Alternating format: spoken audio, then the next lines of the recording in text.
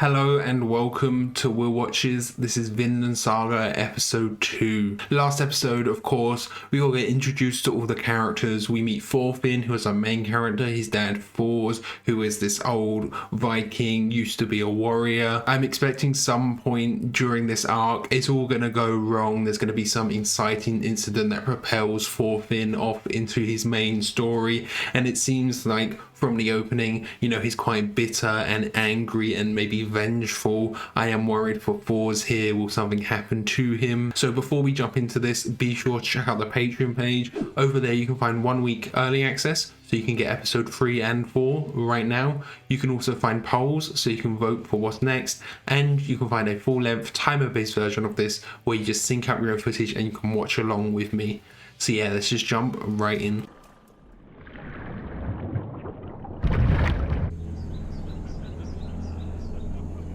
Oh, in England, in Northumbria. バイキングたちは土曜日に風呂に入る。 Only on Saturdays. 彼らのその習慣をイングランド人は知っていた。 Oh, so they use that to help to sneak up on them. I guess these are English reclaiming their land though, because this was in England, it said. Not even the women and children, okay.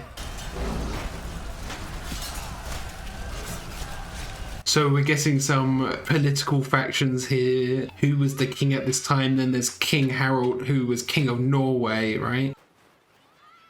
Oh, is Thorfinn actually maybe not the best fighter back then? Yes, only if you die like honorably, right? Yeah, if they're not warriors. Can the women even go there? He's just so innocent and fun now. I don't want it to end. Okay. So he's still learning. He's trying to be a blacksmith. Another battleship, so it's happened before. Oh, I've seen those axes before, and that helmet design probably in the opening. Thor's the troll.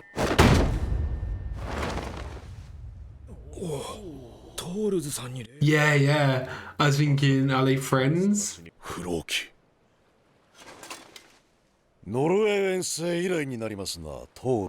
So old war buddies?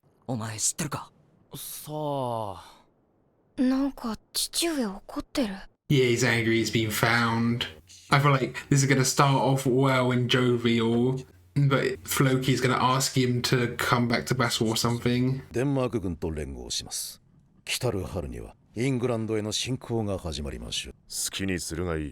he's not going to participate at all. Oh,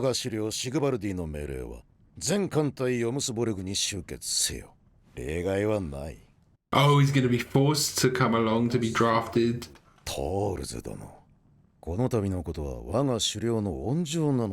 Yeah, it could have been much worse. They could have killed him for deserting the battle.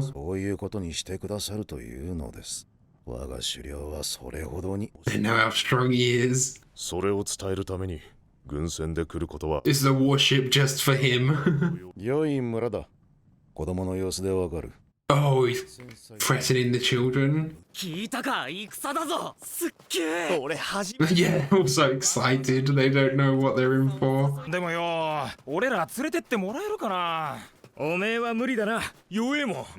I mean, Thorfinn is definitely too young, but the others maybe not.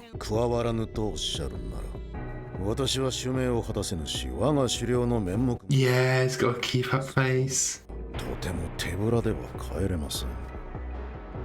So Thors is going to do it just to protect the village then. Oh yeah, they look like eyes, don't they? Oh,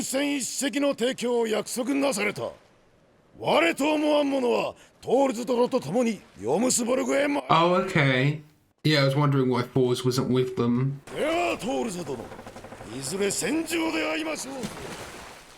Yeah, I'm surprised they didn't take him with him because he could have just been bluffing then and just like the whole town could just flee.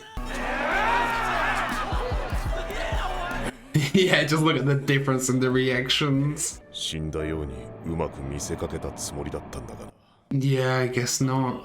逃げればこの村が俺の代わりに報復される。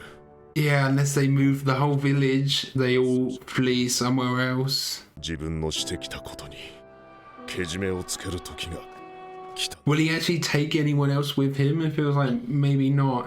He'll just go on a solo mission on his own. レイフさん、今日出港じゃなかったっけ？トールズに頼まれたんだ。その軍船と船団を組むことにしたよ。そうか。 Someone's got to stay behind to protect the village though, right? I guess if Thorfinn doesn't come, maybe that is what Thors will say to him. くっそー、トルフィンのやつ。 Suddenly he's much better. トルフィン。いってー。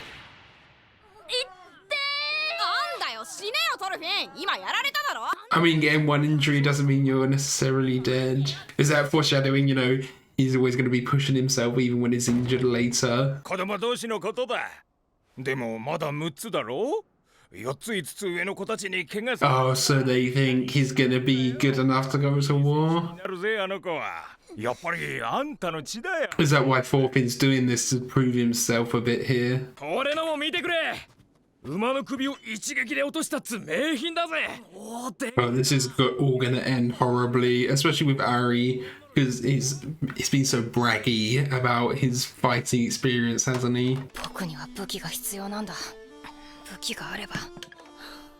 Oh yeah, he has the little daggers, doesn't he? 無駄な努力よ。あんたみたいなちびっこが。Yeah, the chest from before. That's great with the reflection.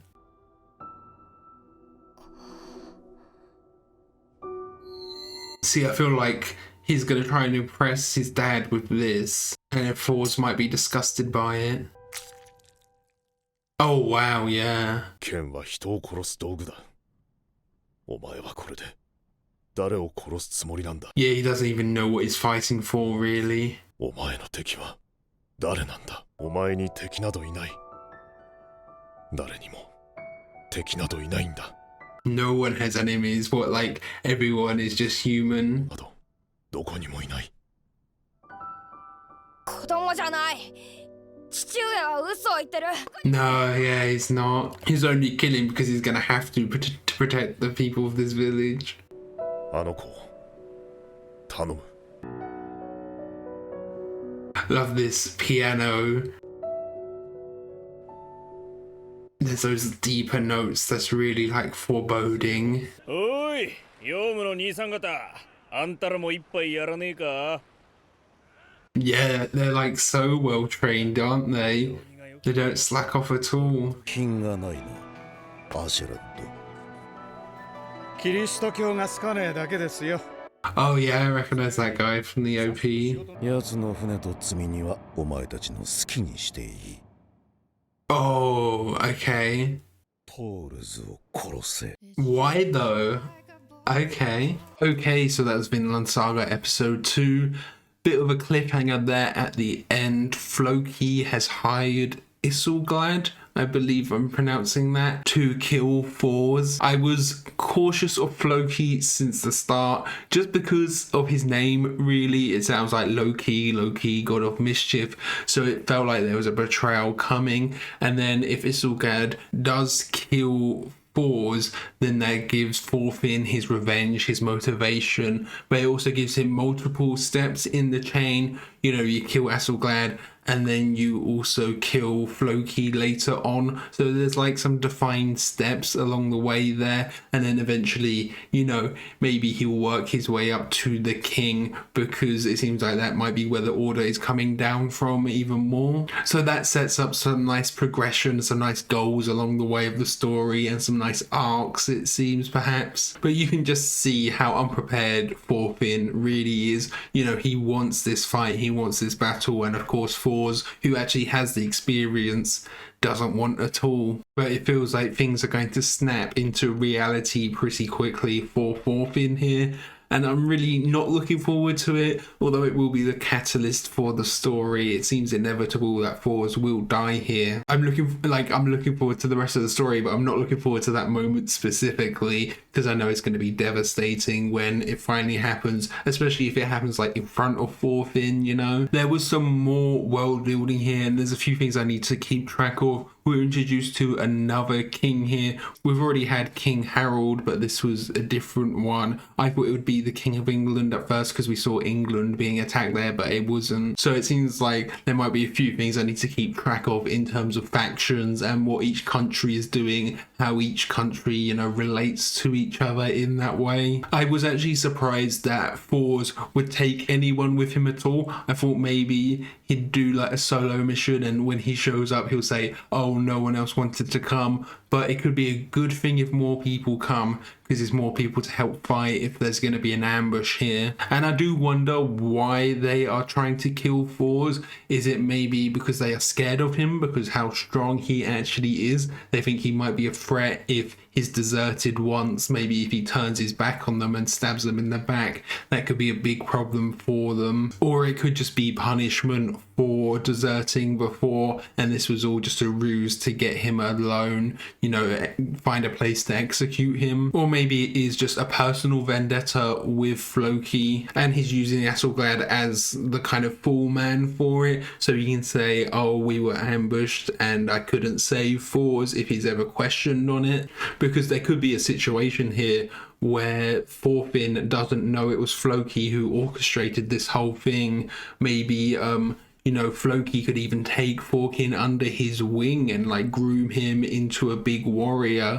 That would be cool, but I think maybe that isn't the case. Just from what I've seen in the opening, I don't think you kind of see that relationship foreshadowed between the two in the opening. So maybe that did spoil me a bit on that. I guess that disproves that theory. But that would have been a cool branch to take it, you know. There definitely seems like there's going to be a wake-up call soon, not just for Thorfinn, but for someone like Ari as well. We've seen he has been in battle, he's cut that guy's arm off before, but he hasn't really experienced war to its full extent, you know. He's still really like looking forward to this, as are like the rest of the village really. It's only Thors who is truly against this. And we see when he has that talk with Thorfinn, that intimate moment where Thorfinn found the dagger, you know, he's saying there is no true enemy.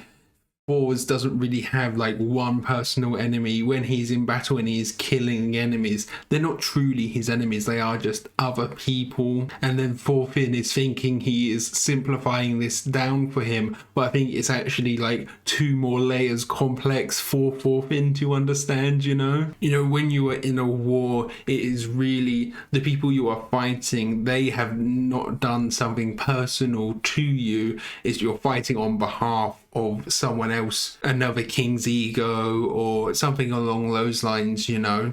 So what he is saying there is the people you actually kill, they are not truly your enemies, but they are labelled as the enemy. And then Thorfinn just doesn't quite understand that. And you know, at this point in his life, Thorfinn doesn't have any enemies, but soon he will have many, and he will fall down this path of vengeance. I do wonder how the story will go, if his fall into vengeance will be seen as this kind of fall from grace. I feel like that is probably what the main messaging here will be, considering what was happening with Thors there and his kind of ideology on war. You know, we will see Thorfinn fall from grace, go into this kind of cycle of vengeance, and there will be violence, but the main kind of message will be against that violence, even if it's portrayed. That kind of seems like the way the story is going, and it will be a bit of a tragedy how much Thorfinn has kind of